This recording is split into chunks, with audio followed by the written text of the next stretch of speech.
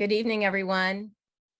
I'm Liz Joyner, founder and president of the Village Square. On behalf of the Village Square and Florida Humanities, we're delighted you've joined us tonight for our declaration, an evening with Danielle Allen.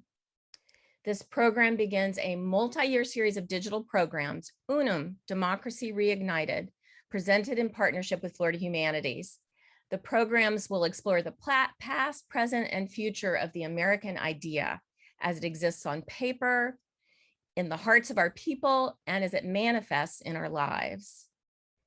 Tonight, we're delighted to welcome streaming partners from USC Center for the Political Future, Center for the Humanities at University of Miami, Common Ground Committee, Citizen Connect, the Tallahassee Democrat, and WFSU. We will put links to purchase Dr. Allen's book, Our Declaration, in the chat window. If you're in Tallahassee and you buy your book at Midtown Reader, mention the Village Square and you'll get 15% off. You may ask questions tonight at any time during the program by clicking on the Q&A button at the bottom of your Zoom window. Some of you may already know that Dr. Allen is running for governor of Massachusetts. We wanted to clarify that our topic tonight is focused on Dr. Allen's scholarship and that we won't pass along political questions to her. It's now my pleasure to introduce tonight's facilitator, Dr. Nasheed Majouin, Executive Director of Florida Humanities. Dr. Majouin's extensive professional career in the humanities includes his past leadership at the James Eaton Senior Southeastern Regional Black Archives at Florida A&M University and the Art Museum and Archives at Hampton University. Dr. Majouin has served on many boards, including the Blues Foundation, the Austin Arts Council, Arkansas Black History Commission, Virginia State Heritage Preservation Board, Visit Florida, and the African American History Task Force for the state of Florida. Dr. Majouin, over to you. Thanks, Liz. It's now my pleasure to introduce Dr. Danielle Allen, the James Bryant Conant University professor at Harvard University, a political theorist who has written broadly about democratic theory and the history of political thought. Troubled by the fact that so few Americans know what the Declaration of Independence says, Dr. Allen set out to explore the arguments of the Declaration. Reading it with both adult night students and University of Chicago undergraduates, in Our Declaration, a reading of the Declaration of Independence in defense of equality, keenly aware that the Declaration is riddled with contradictions, liberating some while subjugating slaves and Native Americans. Allen and her students nonetheless came to see that the Declaration makes a coherent and riveting argument about equality. Dr. Allen's other books include Cuz, The Life and Times of Michael A., and the forthcoming Democracy in the Time of Coronavirus. She is also the principal investigator for the Democratic Knowledge Project at Harvard University, a chair of the Commission on the Practice of Democratic Citizenship, past chair of the Pulitzer Prize and Mellon Foundation boards, and a MacArthur Genius Grant recipient. Dr. Allen, over to you. Thank you so much, Dr. Majouin, for the generous introduction, and both to you and to Liz for hosting this terrific series. What an amazing partnership and collaboration. And I just think it's so important in these days when we've all been so separated from one another that we find partnerships that take as our focus the project of bringing us back together again. So it's a real honor to be a part of this conversation and to help you kick off this series. I am going to talk about the Declaration of Independence tonight, but I'm going to start in a slightly different place, which is just to say and to acknowledge that I think we all feel that this is a time of immense stress and strain in our national life. It's clearly the case because of the pandemic. It's been a very hard time for everybody. Not a soul has been untouched, though some have been touched much worse than others, for sure. But we feel the stress and strain. We feel it in so many different dimensions. And we also feel our division from one another. I think that's a pretty common feature of our experience these days. And so one of the things I like to do, I have a sort of dream of a project where what we would do together is actually just all stop and take a moment and ask the question, I know I love my country. What does my love of country come from? What are the sources of my love of country? So I want to give each of you that question to take with you tonight. And I hope after this event, you'll ruminate on that. What are the sources of your love of country? Because tonight I'm going to share with you the sources of my love of country, some of the things that really capture my heart and connect me to the sense of what's possible for America. The Declaration of Independence is one of those sources of love of country for me. So what I want to do tonight is share with you what it is about the Declaration of Independence that so inspires me. And then after I've shared that, I'm going to take a moment to pause and think about all the reasons we might have to be skeptical about the Declaration of Independence. Very many of us are skeptical about the Declaration of Independence. And then I'll take a minute to think as well about why are we skeptical even about perhaps the idea of love of country, because many are also skeptical of the idea of love of country. So my hope in the end will be to have revived for you the idea that love of country is something accessible to all of us and that we can make sense of it even with the complexities of our history and the challenges and the things that cause us such deep concern. So in order to explain to you why I love the Declaration of Independence so deeply, I have to go ahead and recite to you the all-important second sentence. That's where I always have to start. So let me just ask you to settle in and listen for a moment. We hold these truths to be self-evident, that all men are created equal, that they are endowed by their Creator with certain unalienable rights, that among these are life, liberty, and the pursuit of happiness. That to secure these rights, governments are instituted among men, deriving their just powers from the consent of the governed. That whenever any form of government becomes destructive of these ends, it is the right of the people to alter or to abolish it, and to institute new government, laying its foundation on such principle and organizing its power in such form as to them shall seem most likely to affect their safety and happiness. Now be honest, did you remember the sentence was that long? Many people think it stops right after the very beginning when we hear about life, liberty, and the pursuit of happiness. But in fact, the sentence is that long. Jefferson wrote it as one sentence. John Adams copied it down as one sentence like that. Congress's secretary, the Secretary of Continental Congress, wrote it into the minute book that way, in that length. And it's one sentence because it's a single argument. It's an argument that philosophers would call a syllogism. It's got a couple of premises and they add up to a conclusion that is the logically necessary conclusion. And the basic idea of the sentence is human beings we're all equal. We're equal in the regard to the fact that we have these rights that we are created with. And then we get some examples: life, liberty, and the pursuit of happiness. Those are just examples, among which rights the Declaration says we have these. So first we know we have rights. Then the second part of the sentence says, well, we build political institutions together in order to secure these rights. And then that leads to a conclusion that if the things we've built together are actually destructive, they're not supporting those rights, then we have the right to alter or to abolish it. Okay, and so that's the idea of the sentence. It is capturing the theory of revolution, the right of revolution that inspired the American Revolution in the first place. But then what the sentence really does is land consequentially and with profound insight and moral clarity on the core responsibility of citizenship. All right, now let me just give you the end of the sentence again so you can hear it. Whenever any government becomes destructive of these ends of securing our rights, it is the right of the people, of us, to alter or to abolish it even, and to lay the foundation for new government on such principle and to organize its power in such form as to us, shall seem most likely to affect our safety and happiness. That final end of the sentence is the meat of the Declaration of Independence, and it is what I believe is fundamentally necessary for us today. It's what I love about the Declaration of Independence. It tells us what our job is as citizens. It is to diagnose, to look around, to ask, are our institutions securing our rights? And if they're not, then how do we alter them? It's a project of alteration, I think, that it really teaches us to think about. And the job of alteration, that last clause says, has two parts. First, we've got to lay a foundation on principle. We have to be clear about the values that are going to orient us, the ethical commitments that are going to define us as a people, that are going to help us understand what it is we are trying to build together. And then we have to organize the powers of government in such a form as to deliver on those principles. It was always those two prongs, the foundation and principle, and then organizing the powers of government. Now, what on earth does it mean to think about organizing the powers of government? Well, that's a very technical idea. And it means just very basically that you set up the rules and procedures, the operating manual for how to make decisions together.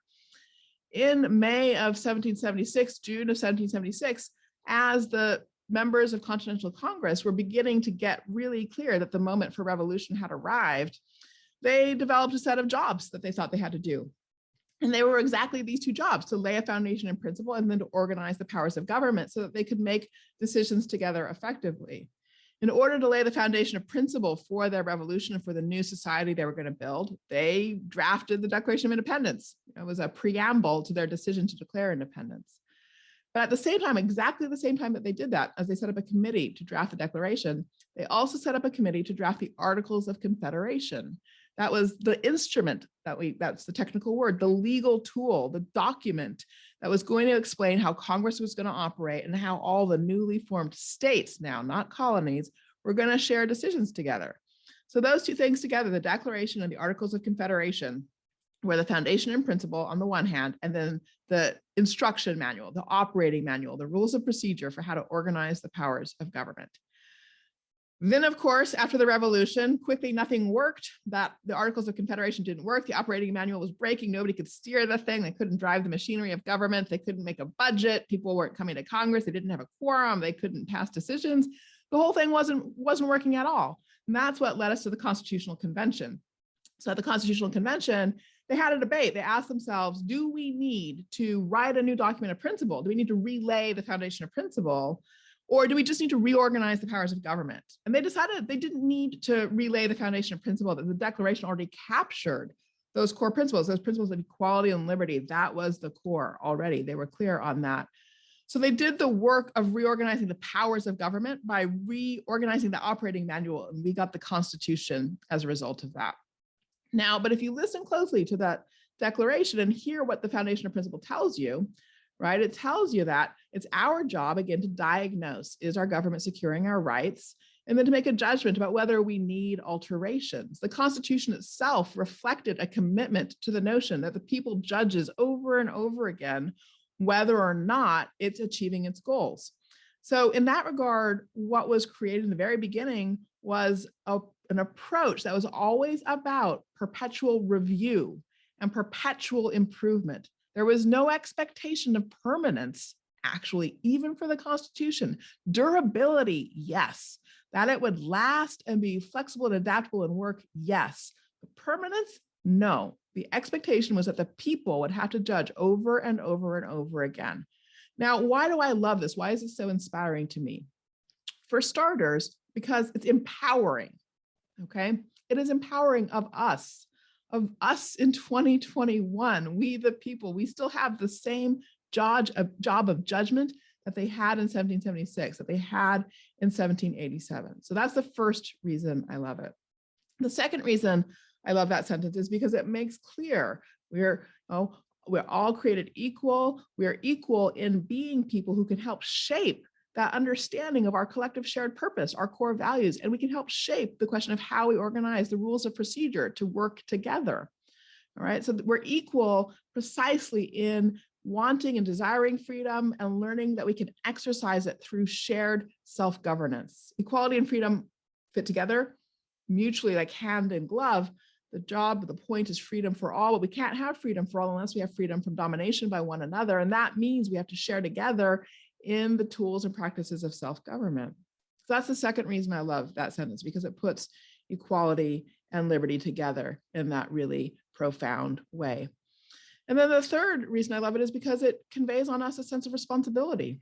It really is our job, and it's our job collectively. So I want to come to that point now, finally.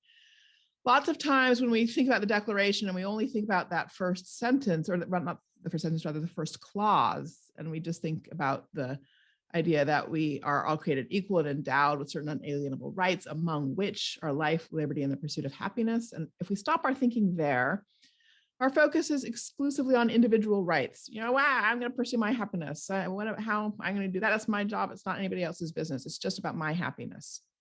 But when you focus on the whole sentence, you realize that, again, it starts from that statement that we all are the same. we're equal in having these individual rights.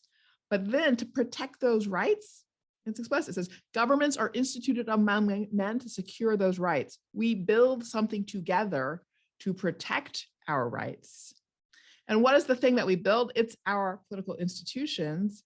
And what's their overarching purpose? That's what we get at the very end again, when it says, it's our job to alter them if need be in such a way as seems to us most likely to affect our safety and happiness. Go back and look at the text after this and look at that our safety and happiness at the end of that sentence. It is about what we do together. Okay. So yes, we have individual rights, but our job is to build the institutions of government so that together we can achieve our shared safety and happiness. Now, this phrase, safety and happiness, is a really, really important phrase. It is an 18th century translation of a Roman phrase that defined political philosophy for centuries. Now, the Roman phrase was salus populi suprema lex esto. Let the health of the people, salus populi, the health of the people, let the health of the people be the supreme law. What did this Roman phrase mean? It was coined by Cicero, great Roman statesman of the Roman Republic. What did that phrase mean? It meant that when you're making a judgment about what the purpose of politics is, there's only one answer: the health and well-being of the people. Is the people prospering? Imagine you're a farmer and you have an apple orchard. The question is, are your apple orchard trees growing and bearing fruit? You can tell the difference between a thriving orchard and an orchard that's withering. The same is true with a people. Are we thriving? Are we healthy? Are we growing as a people? Are we living to our full maturity? And when we're not, then something's wrong with our politics. Now, we all know something's wrong with our politics, but what I want to suggest is that in order to fix what's wrong with our politics, we actually do have to come back to this question of what we love about our country in the first place, and just try to have conversations with one another where we say, hey, I love my country. I believe you love your country too. Why do you love your country? Let me tell you why I love my country. We're going to have different answers to that question, but I think if we could just start by returning to a point of putting back on the table for each other why we love our country, we just might have the starting point for a conversation together. So that's why I love my country, because at its origins, it has this charge, this call, and exhortation to all of us to understand our own power, to be empowered, to be judges, to be decision makers, to help shape the world that we live in together, to achieve our shared safety and happiness. That's one of the reasons I love my country. But let me now spend some time with the skeptics and the reasons to be skeptical about the Declaration of Independence. And there are a couple of concerns people have immediately. Didn't Jefferson draft the Declaration? Wasn't he a slaveholder? How can we celebrate a document that talks about equality when it was written by a slaveholder? And what about women? Where are women when we talk about, all men are created equal? What's happened to women in the Declaration of Independence? These are really important questions, and they're deep and profound. They go to the heart of our challenges, but there's some really important things to recognize about the Declaration. So for starters, Thomas Jefferson was just actually one of many people who authored the Declaration. There was a committee of 5 people. Jefferson was the chair of it. I won't go into the process for how he ended up as chair, but suffice it to say the other members were John Adams, Benjamin Franklin, Roger Sherman, and Robert Livingston, 4 Northerners and 1 Southerner. Among those 4 Northerners, 2, by the time of the Declaration, John Adams and Benjamin Franklin, were already committed to abolition, to ending enslavement. And their voices are in the Declaration too. In fact, that sentence I quoted, life, liberty, and the pursuit of happiness, that moment in the Declaration is an anti-slavery moment. They blocked the phrase life, liberty, and property, which was the more common phrase, and claims about a right to property were already in 1776 being used to defend enslavement as a right. Franklin and Adams blocked that language from the Declaration. They gave us life, liberty, and the pursuit of happiness. And because they did that, it was possible as early as 1777 for Prince Hall, a free African-American in Boston, Massachusetts, to draw on the language of the Declaration of Independence and put a petition forward to the Massachusetts Assembly arguing for an end to enslavement in Massachusetts. And indeed, that same language in the Declaration made its way into the Massachusetts Constitution, which John Adams drafted. And in the Massachusetts Constitution, it became the basis in Massachusetts for the end of enslavement in 1783, before the Revolutionary War was even over. Okay, so one state in the Union, Massachusetts, ended slavery even before the American Revolution was over. So we have to recognize that when this country started, it had multiple voices in it already. It did have pro-enslavement voices like Thomas Jefferson, like Virginia. The state of Virginia at the time was defending enslavement, but it also had abolitionist voices, anti-enslavement voices. Massachusetts, John Adams, Ben Franklin. Pennsylvania followed suit behind Massachusetts very quickly. They too had emancipation underway by the early 1780s. All right. So that's a really important thing to recognize about the Declaration, that it has abolitionism in it. It speaks for and spoke to abolitionists right from the very, very beginning. It is not a story merely of slaveholders. So those of us who recognize and respect the tradition of abolition should be elevating the Declaration of Independence. It belongs to us. It belongs to the project of abolitionism in this country. Now, what about women?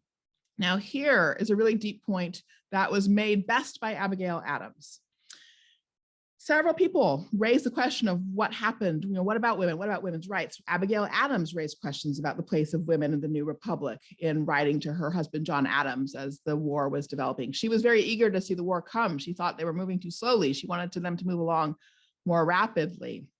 And so she wrote to John and said, well, what about us? Men have this habit over history of exercising tyrannical power over their wives. This is not okay.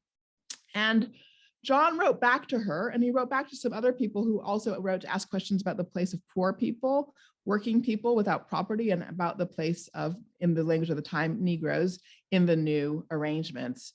And he gave roughly the same answer to Abigail and to the others who wrote to him. And it's an interesting answer, and it's wrong, but it's an important one for understanding what happened at that period in time. He said, look, the basic principles, the goals here, the protection of liberties, the protection of rights, that's for everybody. We're trying to build something that is trying to provide that foundation of safety for everybody. But, he said, the power, the question of how the power will be exercised, he said, for that, we're going to rely on our masculine system of power. In other words, he took that distinction between laying a foundation on principle and how we organize the powers of government and use that to justify a patriarchal approach to our government at that early point. In other words, he was saying our foundation of principle, our rights, the fact that every human being has these basic natural rights, that foundation of principle, that includes everybody. It includes women, it includes poor people, it includes people of color, it includes everybody. But, he said, the question of how we organize power, that, and his phrase was masculine system. We're going to have a masculine system. And he thought that power should be exercised by men who owned property. Now, this is where he made his fundamental mistake, and Abigail called him on it at the time. She said, look, basically, again, men have had a history of abusing their power, and it seems quite likely that if power is concentrated this way, again, it'll be abused. And if it's abused, then we women, she said, will have to foment a revolution for voice and representation. And indeed, that's what happened. The fundamental point Abigail was articulating is that you cannot actually protect everybody unless you put power in their hands to protect themselves. Never in human history has it worked for one group of people to protect another group of people without that first group who holds the power coming to abuse it. Absolute power corrupts. This is something that we learn over and over again in history. And Abigail called that early on. And as a result, history played out as she predicted. Women had to foment for voice and representation, foment a rebellion for voice and representation. And in various ways for the rest of our history, we've been working to reorganize the powers of government to ensure that power really is available to all, that all can participate in decision-making, so that all can protect themselves in relationship to those basic rights. So lots more to be said about the Declaration, lots more to be said about how it can give us lessons and guidance in the present as we try to solve our own problems. But the last thing I want to say then is about love of country again, because another thing people will often say to me when I share that I love the Declaration of Independence and love my country, they'll say, well, but what about all the things that are wrong with our country? What about the fact, Danielle, that you've lost family members to mass incarceration? What about the fact that you have family members who are struggling with poverty day in and day out? What about that, Danielle? How can you love your country when you can also see the places where we have failed so completely? And what I always say to that, and when I say to people who say, I don't feel love of country, I feel angry at my country. I say, the truth is, I feel really angry sometimes at the people I love the most, at my parents, at my brother, at my husband, at my kids. Love and anger go together. It's a hard thing, but it's the truth. And when we feel anger inside a relationship of love, we know what our job is. We know our job is to take a step back, to breathe, to try to name the source and cause of our anger, and to turn it into a problem that we can make meaning around and then find solutions to together, but always holding on to that bond of love. So that's the really important thing I hope that you'll take away, is that we can have love of country and be angry at our country at the same time. But in order to deal with the anger element, we've got to really focus on the love part and recommit to that and understand that it is the resource we need for solving the problems that are provoking the anger. So again, to conclude, before we turn over to our Q&A and our discussion, I do hope after this event, you'll just take a moment to reflect and ask yourself the question, what is it about my country that I love the most? Find that thing you love, the different things you love, hold on to it in your heart and then share it with somebody. That's what I would ask. Thank you very much. Well, thank you. That was riveting, engaging, and there's a lot to unpack there. And I like the way you ended your talk, and that there are a lot of individuals and people that we need to examine, and it starts with us, our values. But one of the tricky questions of this year actually is January 6th. And in the Declaration of Independence, you mentioned the ability to people to abolish a government that's not working for them. Now, whether they're led poorly or led properly, it is within their right to seek change if they're not represented properly. And we're in a democratic republic, not necessarily a democracy. What are your views on the ability to abolish or change your government? So there are a few important things to say. One is to recognize that to have a revolutionary founding is a hard thing for any society, in the sense that a core goal for any society is to achieve stability and durability. You want to last, you want to grow, you want to prosper. And so by definition, once you've come to exist, then revolution is not necessarily the first thing you want to see happen again, right? So even though you started in a revolution, it's not what you want. Exactly. So, but the Declaration is also really explicit about that challenge, right? I mean, the immediate next sentence after the alter and abolish clause is that government should not be changed for light and transient causes. And then they go into a process of describing the 10 years that they took to pursue through procedural mechanisms a change from the British government. So that is always for me the guide. The question is, do you have operating procedures that are appropriately litigating the issue and helping to achieve solutions? And the simple fact of the matter is that we do. And so those who judged otherwise for January 6th made a mistake. They were wrong.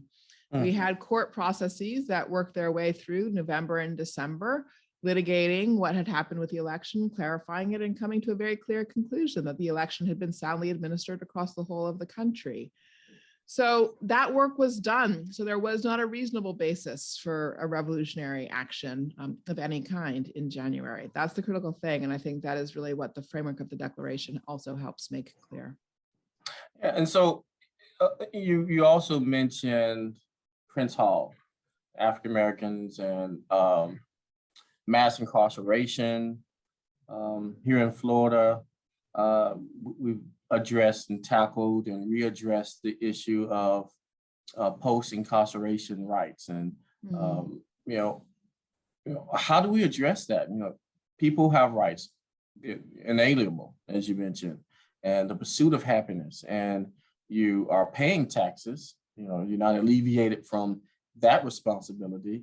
You're not alleviated from following laws. You're rehabilitated, so to speak, right? All of these principles we get out of punishment, as you examined in your dissertation, which is remarkable. But now we have a large sweeping population of individuals who are contributing to society in other ways, but not properly represented, meaning in a democratic republic, you vote for representation, and that person carries the water for you because you have other things to do, so to speak. But how do we address that? Well, it was really encouraging to see the ballot proposition in Florida in 2018 to restore voting rights to people who had completed their felony convictions. Yeah. And I know that then the further events in Florida have undermined that ballot proposition. So, I think recovering the work that was done to move that ballot proposition forward and reinvesting in it, recommitting to it is really critical.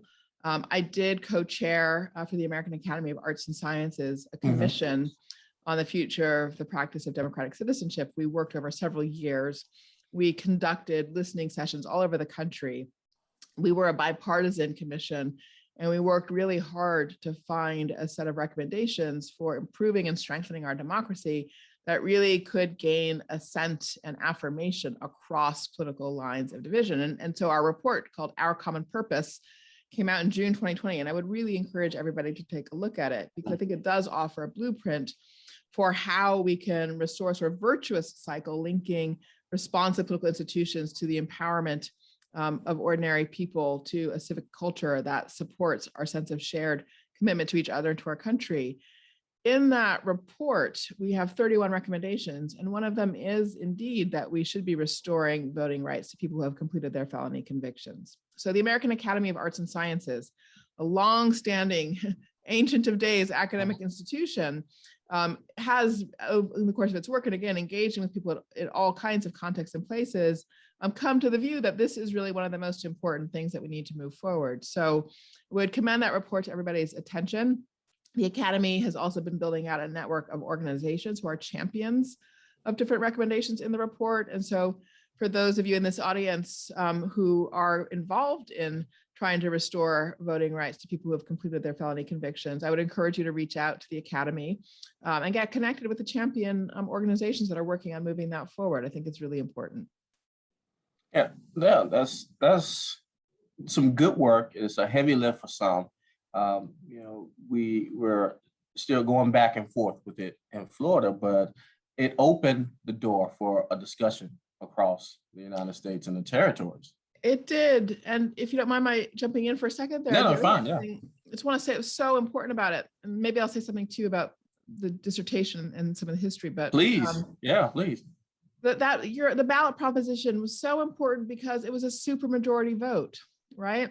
That's right. We believe, we've come to think in this country that we're so divided from one another. Yet if you look around the country, we can find all kinds of ballot propositions that we actually voted on with supermajorities. So more than 66% of the people supporting it. And that means people from both parties. And I believe if we take that list of ballot propositions that have supermajority votes and focus on them, we'll actually find a starting point for rebuilding a sense of common purpose. So restoring voting rights for people who've completed their felony convictions is one example. Right. In Mississippi, amazingly, with a supermajority vote, they voted in a new state flag that had gotten rid of Confederate emblems. That's a huge thing to say that, that was possible with a supermajority vote. Also, cannabis legalization in several states has been achieved with supermajorities. In Massachusetts, we had a supermajority around the right to repair of small auto shops, having rights so that they're not sort of trapped out of or locked out of doing repairs because of the data control that big companies have. So sort of orientation towards small business.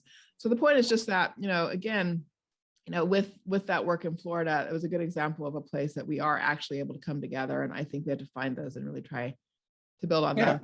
But I said I was going to say something about history too. Can I take one more minute to go ahead. Punishment in history? That's fine. You mentioned my dissertation, my original dissertation on punishment in ancient Athens of all things. The punishment as practiced by a democracy 2,500 years ago. And there's one really fundamental difference between punishment in antiquity and punishment now that we don't actually get our heads around often enough. This is the simple fact that in antiquity, one of the most common punishments they used was exile. And that sounds harsh in many ways. In many ways it was, that people would have to leave their communities forever. But the one thing that was positive about exile was that people could go someplace else and start anew. They could build a new life. They got a second chance. Yeah. The world used exile to give people a second chance until the middle of the 19th century. So literally, it wasn't until the 1850s and 1860s when the world got fully carved up into nation states. That's when the use of exile ended. And I think we have to really focus on that idea, because what it means is that for all of human history, until just like 150 years ago, people believed in second chances. People believed that people should be able to set up a new life completely, have a family, get a job, be a part of a community. Exactly. So I think that it's just imperative for us at the level of our core human morality to recognize that we need to figure out how to make sure that whatever system of punishment we have is a for real second chance system. And we do not have a second chance system right now. Right. But now the supermajority point you made, and the conflict between states and the federal government is an issue with the cannabis piece. So now you have a supermajority. People exercise their right to change something they feel is wrong, and they win. It's on the books, right? The Declaration of Independence is a federal mechanism. So there's an inherent conflict because states' rights versus federal obligation and the social contract. You know, we're trying to find a way to pursue our happiness and our liberty, but how do we reconcile that? So, I mean, first we have to ask exactly the question you just answered, which is, how do we reconcile? The beauty of your question is that you're starting from the idea that we should reconcile these things, that we should harmonize them. And in asking that question, you're asking exactly the same question that the founders asked. So over the last 25 years or so, we've acquired the idea that what federalism amounts to is just letting every state do whatever it wants. That's just sort of like, it is a pure, you know, this state does that, this another state does this other thing, and you know, that's what federalism is. That is not actually what federalism was originally conceived to be. Now, let's just start with the word. The word federalism comes from the Latin word for a treaty, which comes itself from the Latin word for faith or bond. The entire point of federalism is that you're actually knitting together. It's not about just going your own way. And this was so much so that, you know, in the period between the Revolution and the Constitution, and so I mentioned some of this in my remarks, I mean, what happened was they did not have a functioning finance system, and they didn't have a functioning national fiscal system. So yes, that's right. Yeah. National government couldn't pay its debts, couldn't get states to contribute to national coffers to pay off war debts, couldn't pay soldiers. This starts to generate tension, Shays' Rebellion, for example. So the whole thing is not working because it's not possible to harmonize interests. I mean, just exactly as you said, right? Like things felt like they couldn't be reconciled.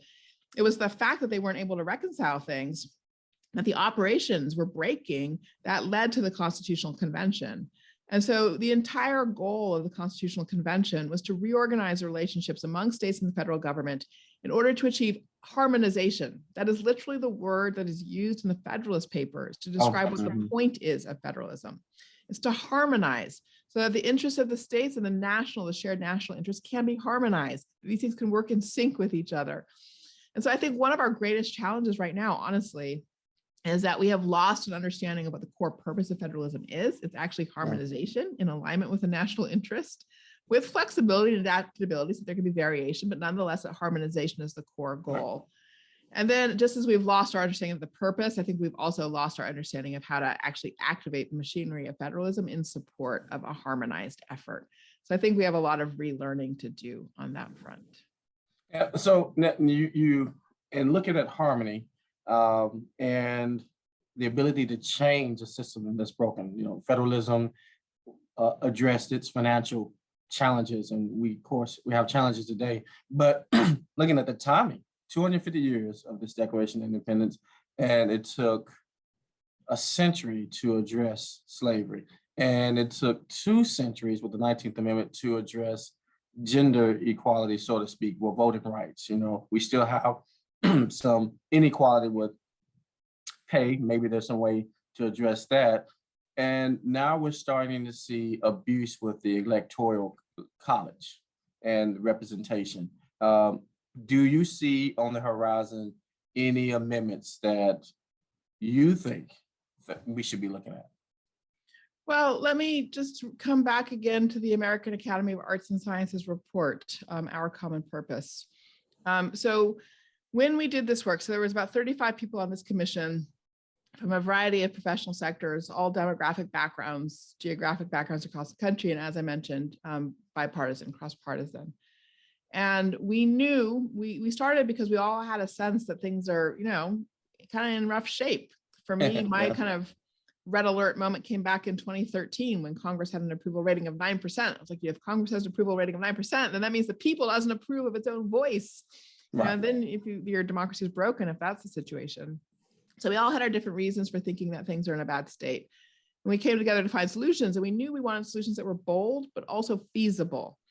And so as we thought about our recommendations, we really wanted to make sure that we were trying to figure out what lever to pull that would give you the maximal impact, would get you where you needed to go, but was also feasible to pull. And as a result of that, we ended up with only one constitutional amendment that we wanted to recommend. So everything else that we recommended as changes that could be done through Congress or through states or through municipalities and the like, or through civil society organizations.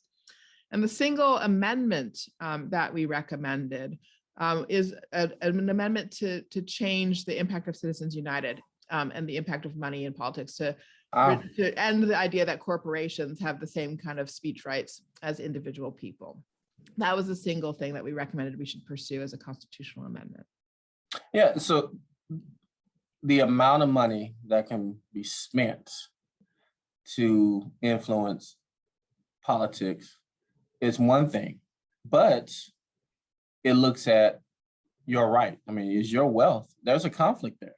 You amass a measure of wealth and you have responsibilities to, address that or maintain it or influence or however you have the means to do so. And of course, you have stratification, you have those who don't have the means, but, that's another reconciling point, but an inherent conflict. So the influence of money in campaigns, how do we address that?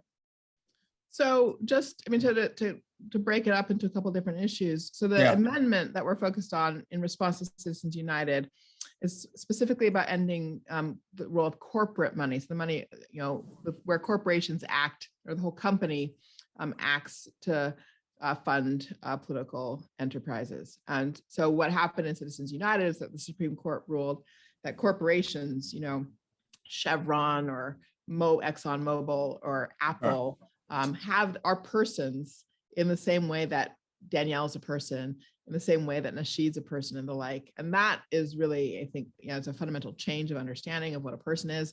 And that's where the real problem comes in.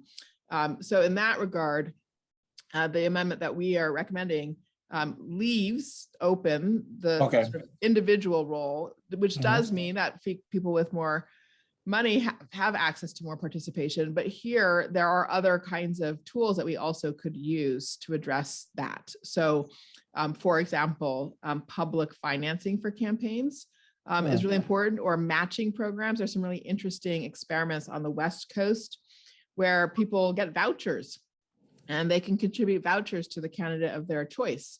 And so this is a way of leveling the playing field for how people can contribute to campaign donations and the like. So yes, so in our report, in addition to the constitutional amendment, which focuses on companies and corporations, there are some other recommendations which are about supporting people's participation in politics through public financing of campaigns, matching programs, and things like that. Okay, so before we move into some of the questions from the audience, so we're saying that individuals have amassed the means, and there's a way to bridge that gap between those who don't have the means. So we're not necessarily looking at placing a cap on an individual's ability to give. We're trying to true up the bottom of the base. That's right. I mean, honestly, there are caps all over the country. I mean, so states have caps of all kinds. They range. So Alaska, has one of the tightest caps. Virginia and Pennsylvania have no caps. This is for state giving. Federal giving is different. I personally like the British model. In the British model, they don't cap what you can give. They cap the time period during which candidates can raise money. So they say, like, from X date prior to the election, that's the period in which you can raise money. I think that's very productive, actually, to put a limit on the time being spent on fundraising rather than to put a limit on, well, I actually am in favor of limits as well on contributions, but I think the key thing is to start actually paying attention to the time periods of investment on fundraising. Okay. All right. So you'll see me swivel a little bit, and it's not time for to take questions from the audience, but Joan had a question. She's a Presbyterian minister and Reformed theologian, and is how she describes herself. But the Declaration of Independence can be viewed by some as secular religion, and of course, the separation of church and state. That's something we look at. But you mentioned the basic classical era contribution to the framers and what they produce. And it's kind of stoic, stoicism is one piece. It was like, John Locke, the Leviathan, they were framing something for us to step within and then be passionate about. So how do we address religion, but government and also power? So I always like to say the Declaration has two compromises in it. One's a good compromise and one's a bad compromise. The good compromise is the compromise about religion in the Declaration, and then the bad compromise is the one about enslavement. But just to spend a minute on the good compromise around religion, the thing that's amazing about the Declaration is it is a sort of secular faith document, but it's a faith document too. It's both things simultaneously. And they were just incredibly imaginative and creative in their approach to articulating the moral basis for their effort. So for example, they talked at the very beginning about how what they were doing was really thinking about, in their vocabulary, the laws of nature and nature's God. And this is kind of a belt and suspenders phrase, right? So if you are a person of faith, you might anchor on the concept of nature's God. But if you were a deist like Jefferson, or there were atheists also participating at the time, you would anchor on the idea of laws of nature. You don't necessarily need the concept of God to understand the idea that there are some basic principles that support human flourishing. And the same is true with the other ways in which the concept of the divine comes into the Declaration. So Jefferson did not put creator or divine providence or supreme judge in the Declaration. Creator came in through the influence of Benjamin Franklin and John Adams. Okay. And then supreme judge and divine providence came in through the influence of Congress when Congress revised the document. So in other words, again, this is multiple voices coming together. But the important thing about this vocabulary for talking about a divinity in the Declaration is, first of all, that there was also this other way for folks who weren't necessarily people of faith to anchor the moral commitment. And then those words, creator, supreme judge, divine providence, they don't actually line up with any particular faith tradition. Excuse me. They're not specific to a specific doctrine or a specific faith tradition again. So the point is that people of multiple faiths could see their values in the document. So too could people who were committed to secular humanism, for example. And so that's what I mean by it's a compromise, where every sort of possible position around religion that was then operative in the colonies had its way of being expressed in the document. So you could actually sign on to it and accept its moral basis from a lot of different starting points. That's a great example of compromise, I believe. Yes. So that does address the limits and the opportunity. Now, how important is it for us to, and this comes from Stephanie, how important it is for us to understand the intent? You talked about the anti-enslavement opportunity in the Declaration. The issue with gender and Abigail Adams, and this committee of individuals coming from different places, right, to frame this instrument for us to use.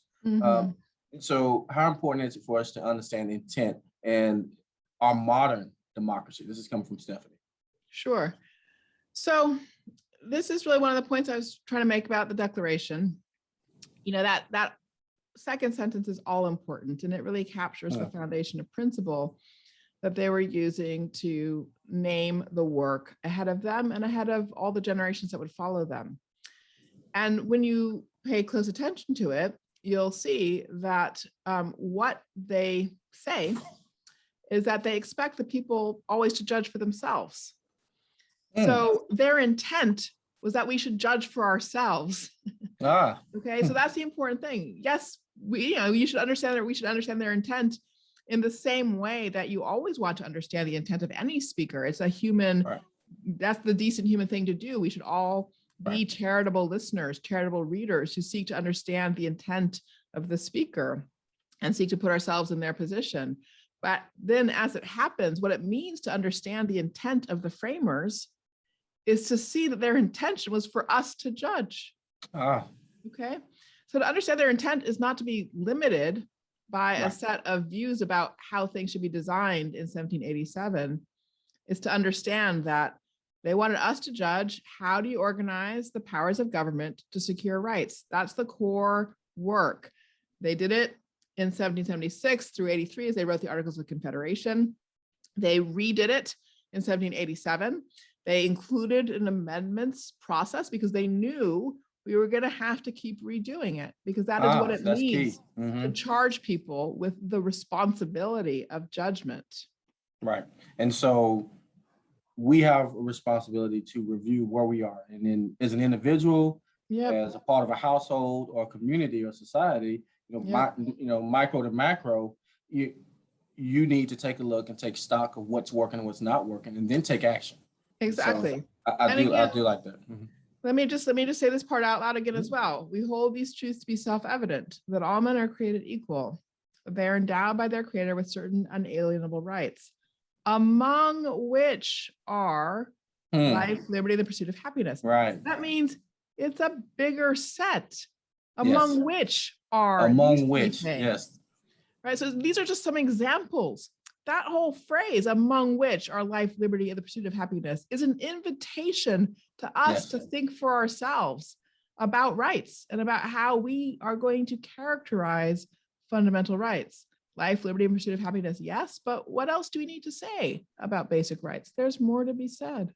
Right, and that does speak to the issue of power. You mentioned the Lord Acton phrase about power tends to corrupt, absolute power corrupts absolutely. But that phrase also ends with the piece that, good men tend to be bad men. And so that, anticipation that something may unravel means that we need to look for those trends, right? We need to look for that opportunity to bring something back into the fold that's not working. And this leads to a question that comes from Mary Ellen from the Miami Herald. She's basically asking us to, of course, journalistically, in looking at the influence on our democracy from social media, like Facebook and Twitter and what have you, do we see a problem there? Is this a trend? Is it self-correcting? What's going on there? All righty. This is a big one. Important one. Exactly. This is a deep one. So, all right. It could not be more important. Right. We are experiencing real problems again of division and factionalism. I started there in my remarks. And we're not alone in that. We have had that experience at other points in our history. And even in the very, very beginning, they were concerned about being riven by faction. Right? That was the word of the 18th century. The concern was faction. We talk about polarization. They talked about faction. And as they sought to design the Constitution, one of their foremost goals was to design a system that would minimize the force of faction, keep it to the lowest possible extent. They recognized that freedom meant people would come up with a whole lot of different things they thought and needed some cockamamie things. And so you would always have, crazy stuff happening and so forth, but you wanted to avoid it turning into faction and politics. And so in the Federalist Papers, James Madison, in the 10th essay, Federalist 10, explains why it is they think the design of what they've created is going to address the problem of factionalism, keep it under control. And there are two parts to the design that were supposed to be the solution, okay? And when we think about this essay, when people teach it and read it, we often focus only on one part of the solution. The part we usually focus on is the concept of representation. The idea was that it was a representative democracy. And so our representatives would filter opinions and they would moderate and they would synthesize and they would come to some sort of common ground. Representation, the idea was, would help tamp down faction. But the second part of the solution that Madison names in that essay was actually geographic dispersal. Okay. Oh. The idea was that it was a big country, people would be spread out, broken up by mountains and rivers and the like. People with extreme views wouldn't find each other. They would have to go through representatives to get their views into the public sphere. So geography was a forcing factor, making representation work to do this job of filtering and synthesizing and moderating. So you can see where I'm going. Right. Social media, when it was invented in 2005 with the arrival of Facebook, just knocked that pillar out from under us. It totally removed the idea that geography was a forcing factor that would make representatives the vehicle through which things would get moderated and mediated and synthesized. So in fact, we have a deep and profound problem to rethink the operations of representation and to restore our capacity to filter and mediate and moderate and synthesize again. So yes, we face actually a very significant challenge because of the arrival of social media.